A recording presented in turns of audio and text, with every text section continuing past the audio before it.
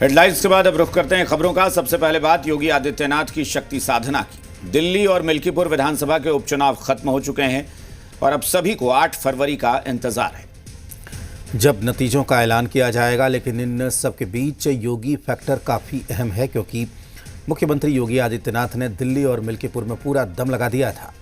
इतना ही नहीं, वोटिंग के बाद आए एग्जिट पोल के नतीजे भी दिल्ली में बड़े बदलाव का इशारा कर रहे हैं।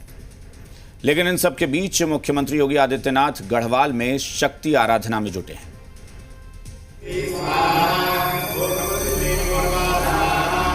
मंत्रोच्चार, पूजा पाठ, शक्ति साधना,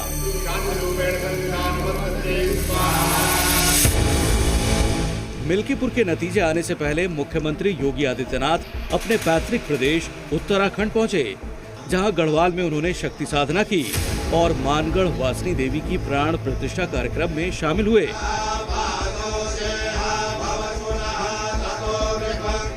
इस दौरान सीएम योगी उत्तराखंड के पारंपरिक वस्त्र में नजर आए। सिर पर टोपी और भगवा वस्त्र पहनकर उन्होंने विधि विधान से वासनी देवी की पूजा की। मंत्रोच्चार के बीच योगी आदित्यनाथ देवी की प्रतिमा के सामने बैठे और प्राण प्रतिष्ठा का हिस्सा बने। दरअसल चुनाव के नतीजों से पहले योगी की शक्ति साधना के कई मायने हैं, जिसे आप 2 तस्वीरों के जरिए समझ सकते हैं। पहली तस्वीर आज की है। योगी आदित्यनाथ गढ़वाल के मानगढ़ वासनी मंदिर की प्राण प्रतिष्ठा कार्यक्रम में शामिल हुए और माता की आराधना की। दूसरी तस्वीर 21 नवंबर 2024 की है।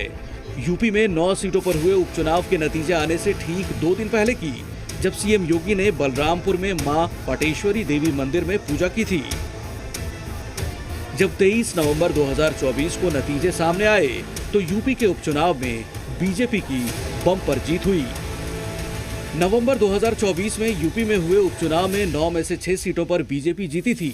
2 सीटों पर समाजवादी पार्टी तो 1 सीट पर आरएलडी को जीत मिली थी।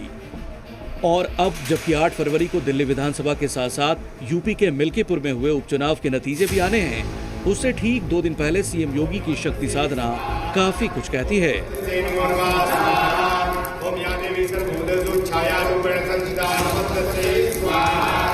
इस बीच 5 जनवरी को दिल्ली और मिल्कीपुर विधानसभा के चुनाव को लेकर एग्जिट पोल ने बड़े बदलाव का अनुमान लगाया। जी न्यूज के एआई एग्जिट पोल में आपको 33 से 38 सीट का अनुमान लगाया गया, जबकि बीजेपी को 31 से 36 सीटें मिलने का अनुमान लगा।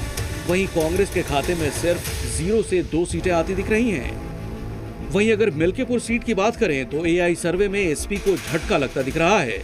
यहां 52% लोगों ने बीजेपी और 48% लोगों ने एसपी पर भरोसा जताया है। दरअसल सीएम योगी ने दिल्ली और मिल्कीपुर में पूरा जोर लगाया था। अकेले दिल्ली में योगी ने 4 दिन में 14 रैलियां की थी, जबकि मिल्कीपुर में खुद तो मोर्चा संभाले ही थे, अपनी कोर टीम भी उतार दी थी। समाजवादी पार्टी का बस चलता तो अयोध्या से आपका नाम भी हटा देता। पूरी ताकत उसने लगाई थी, पूरी ताकत लगाई थी कि गुलामी के ढांचे को कोई कुछ टस से मस न कर सके। लेकिन हम लोग कहते थे चाहे कुछ भी हो, गुलामी का ढांचा तो हटेगा जरूर। हालांकि एग्जिट पोल में तो मिल्कीपुर में बीजेपी की जीत नजर आ रही है, लेकिन सीएम योगी देवी मां का आशीर्वाद लेना नहीं भूले। ब्यूरो रिपोर्ट, जी मीडिया।